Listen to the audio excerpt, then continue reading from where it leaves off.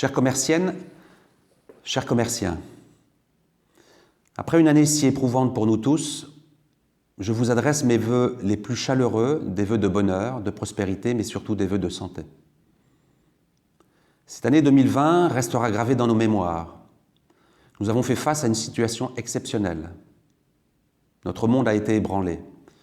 Ne plus pouvoir aller et venir à notre guise, ne plus pouvoir nous réunir a été un mal nécessaire. Mais il nous manque à chacun, ainsi que notre totale liberté. Merci à tous ceux qui se sont mobilisés dans cette crise pour assurer notre santé. Je pense au monde médical, aux bénévoles, aux forces de l'ordre, aux pompiers, à toutes celles et ceux qui se sont mobilisés dans la discrétion. Mes pensées vont également aux familles qui affrontent cette maladie et qui ont perdu un proche. La gestion de la crise sanitaire montre le degré d'implication et de dévouement des élus locaux au fur et à mesure de l'épidémie. Sur le terrain, et depuis l'apparition de l'épidémie, les élus locaux sont à pied d'œuvre pour relayer, appliquer et faire appliquer les décisions de l'État, mais aussi assurer la mise en œuvre d'un plan de continuité de l'action publique avec le soutien précieux des agents territoriaux. Il a fallu aussi coordonner la chaîne de solidarité qui s'est mise en place, notamment pour venir en aide aux personnes fragiles et isolées avec l'activation d'un dispositif d'appel téléphonique, de livraison, de soutien psychologique, piloté par notre CCAS, que je remercie.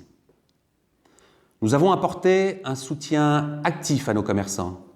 En premier lieu, en exonérant des redevances d'occupation du domaine public, les cafetiers et restaurateurs exploitant une terrasse, à laquelle s'ajoute une exonération partielle de taxes CFE.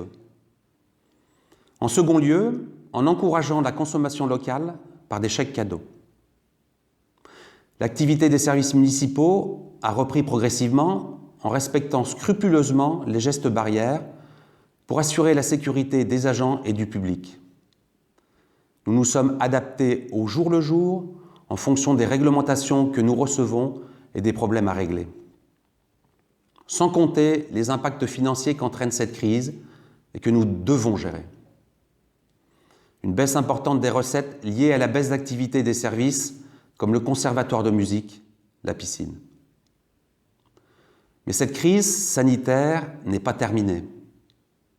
La tâche a été rude et elle le reste.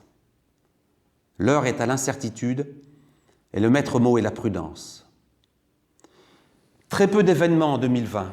Nous avons réussi à maintenir tout de même une partie de la programmation de l'été chez Stan, le festival Bord de Seine et le forum des associations, avant qu'à nouveau nous ne soyons obligés de suspendre tous les rassemblements, comme les festivités de la Saint-Nicolas. Notre cinéma, complètement rénové, n'aura pu, lui aussi, ouvrir que quelques semaines. Une lueur dans cette sombre période. Commercy vient d'intégrer le dispositif national Petite Ville de demain. Ce dispositif va nous permettre d'être accompagnés dans nos projets de revitalisation du centre-ville. Dans les turbulences actuelles et avec les difficultés qui sont les siennes, la municipalité poursuit son programme d'investissement pour sortir la commande publique. 2021 s'ouvre devant nous. Ce sera une année de projets et de finition d'un certain nombre de chantiers. Je pense à la maison des associations, à la cuisine de l'hôpital. Nous allons, dès cette année, étendre le dispositif de vidéoprotection, encore trop d'incivilité et de dégradation. Nous lancerons aussi les travaux des terrasses de Breuil.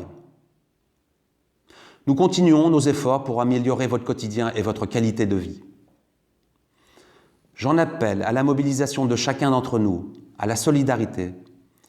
Il vous appartient d'être vigilant et de rappeler que rien n'est acquis. Je compte sur votre civisme, sur votre responsabilité et sur la vaccination du plus grand nombre. Que cette nouvelle année nous permette de retrouver la convivialité, la sérénité, la joie de vivre. Portez-vous bien, prenez soin de vous. Très belle année 2021.